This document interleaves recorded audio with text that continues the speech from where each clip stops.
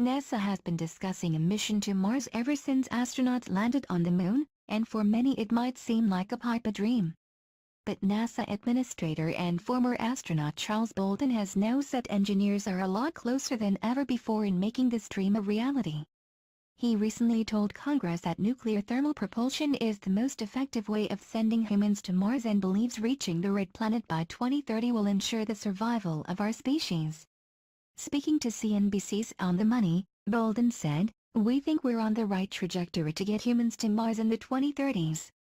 The US top space official said he is now confident NASA's journey to Mars will be accomplished because the past 50 years of missions act as a precursor to the mission to the red planet. He said the mission is critically important in helping us understand our own planet better, because Mars has the same amount of dry land as Earth, with seasons, weather and volcanoes. While no liquid water has been found, evidence suggests water exists in the planet's icy soil and thin clouds, raising hopes that traces of life may be found." Bolden has previously said that landing on Mars is essential to ensure the survival of our species. Addressing the Royal Aeronautical Society in London, in 2014, he said, "Getting to Mars is important because it is the only planet in the solar system other than Earth that we believe might have borne life in some form at some time. It may be able to sustain life right now, and it definitely can sustain human life if we put humans there.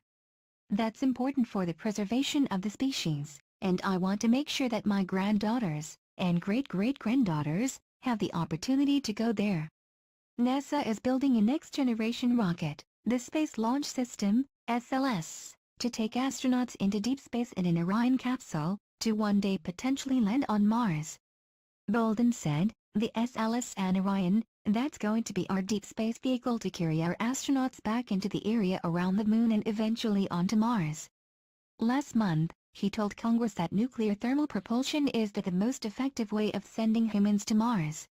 "We are on a journey to Mars and most people believe that, in the end, nuclear thermal propulsion will be the most effective form of propulsion to get there," he said. He didn't, however, expand on details on how quickly NASA hoped the technology could get astronauts to Mars. NASA is betting on nuclear propulsion because it weighs almost half as much as a chemical rocket without reducing thrust. This means larger payloads of cargo can be carried on the spacecraft and they can also be made to travel far faster.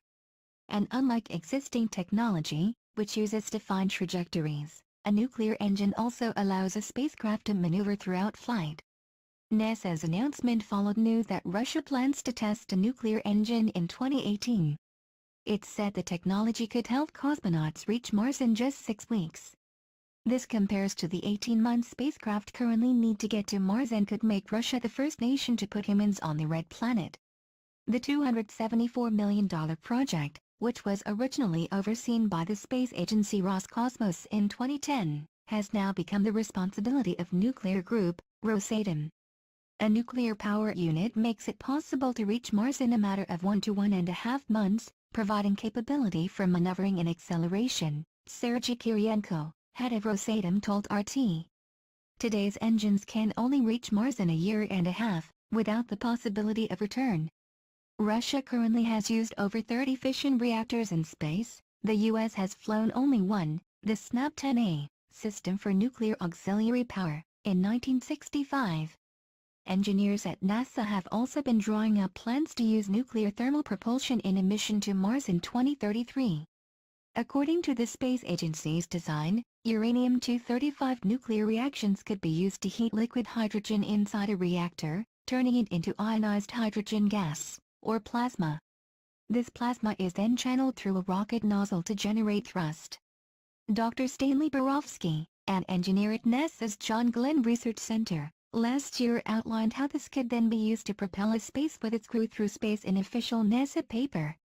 He said the spacecraft, called Copernicus, would consist of separate cargo and crew transfer vehicles, each powered by a nuclear thermal propulsion stage. These would be constructed from a core that used 3 engines each capable of producing thrust of around 25,000 pounds of force. He estimated that these vehicles could make the 40 million mile, 64 million km, trip to Mars within 100 days. It took the Mars Science Laboratory spacecraft carrying NASA's Curiosity rover to Mars 253 days to reach the red planet. Dr. Borofsky wrote in his paper, "The analysis presented here indicates transit time reductions as much as 50% are possible." NASA first began researching nuclear thermal rockets as part of its Nuclear Engine for Rocket Vehicle Application program in 1959. However, the project, which was a collaboration between NASA and the U.S. Atomic Energy Commission, was officially ended in 1973. During that time, engineers produced several prototypes, the most advanced of which was known as a Pee-wee engine. None of the engines were ever used for flight. Proposals to use nuclear-powered rockets were also discussed in a presentation last year by Dr. Michael Houts, nuclear research manager at NASA's Marshall Space Flight Center. He described the nuclear propulsion was a game-changing technology for space exploration. He said they hope to prove the viability and affordability of the technology within the next 3 years. Dr. Hout said, "Nuclear thermal propulsion is a fundamentally new capability. The energy comes from fission, not chemical reactions. Advanced nuclear propulsion systems could have extremely high performance and unique capabilities.